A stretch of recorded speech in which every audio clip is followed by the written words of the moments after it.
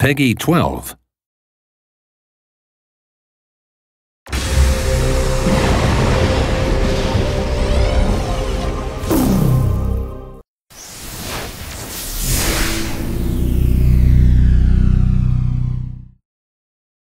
Welcome to Port Royale.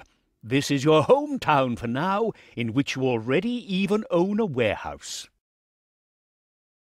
You can adjust the level of magnification and the camera angle at will. The city view shows all of the buildings in the city. These include action buildings, homes, and businesses. At first, the action buildings are most important for you. They are always in the center of town. You can enter them to perform certain actions, such as here in the dock, the most important building. This is where all of the trading for the entire city is done. If you have a convoy in port, you can select it directly. This displays data on the convoy on the right. Note, convoys consist of one or more ships and have a captain. More on that later. To send your convoy out, you must first leave town and go to the nautical chart. Here all the cities you know are shown. You can adjust the area shown and zoom level just the same as in the city. Select a destination city for your convoy, and then select Send Convoy Here. Now you can see which route your convoy will take. If you have nothing else to do, you can also speed up time. Once your convoy has arrived in another city, you can then trade there. You can either enter the city or trade directly between the city and your selected convoy.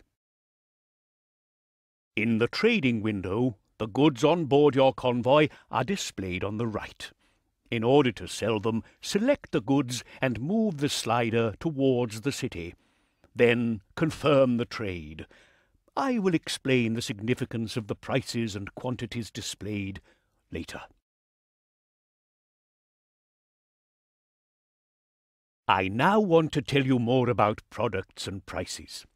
Most importantly, there are 20 different commodities, and each commodity is required in every city. But any one city can only produce a maximum of 5. The commodities must therefore be traded between cities. Most of this is done by the many traders you meet at sea. When a city produces a commodity, they usually also end up with surpluses, which you can buy cheap. If you then sell them somewhere where that same commodity is scarce, you will receive a much higher price. In the beginning, these trading profits will be your main source of income.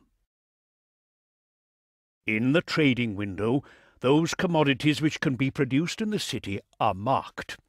The current stock of the commodities will also be displayed. Remember, only buy when 2 or more bars are showing, and only sell at less than 2 bars. For example, Port-au-Prince produces sugar, and therefore often has a large amount left over for export.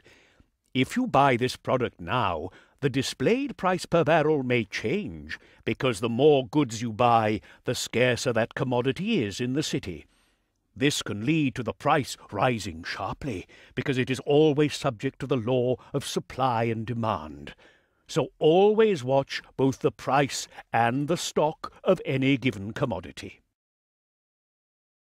Although Port Royale produces no sugar, it does need some for its citizens and rum production. And indeed, the price of sugar is actually higher than the average price paid. Of course, the law of supply and demand also applies when selling a product. Therefore, the price of a given commodity may drop when selling, so always watch both the selling price and the stock of the commodity traded before you confirm the trade. Incidentally, if a city is lacking too many commodities, its citizens will become dissatisfied. You can view the current satisfaction in the city information. It is also influenced by events. This is also where your popularity in the city is displayed. Selling scarce goods helps to raise it.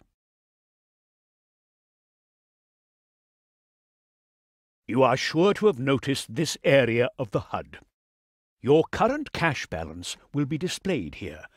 Above that is your current rank and your progress towards advancement to the next rank. Initially, progress is determined solely by your assets, whereby those assets consist not only of your money, but also your buildings, ships, and goods. As your wealth increases, so does the progress bar. Once it is completely filled, you progress on to the next rank. This is important because you can only perform certain actions once your rank is high enough. For example, you must have a certain rank to speak to architects and governors. You can see what you still need for the next rank in your logbook. It also contains a great deal of other useful information, such as your current reputation among the different nations. But I will tell you more about nations and your reputation later. For now, the important thing is that you attain the next rank. In the beginning, it will be easiest for you to do so by trading. An example, Port Royale produces rum, for which they require sugar, while Port-au-Prince produces sugar, but no rum. Santiago could use both, and has wood to offer. This is ideal for a small three-legged trade.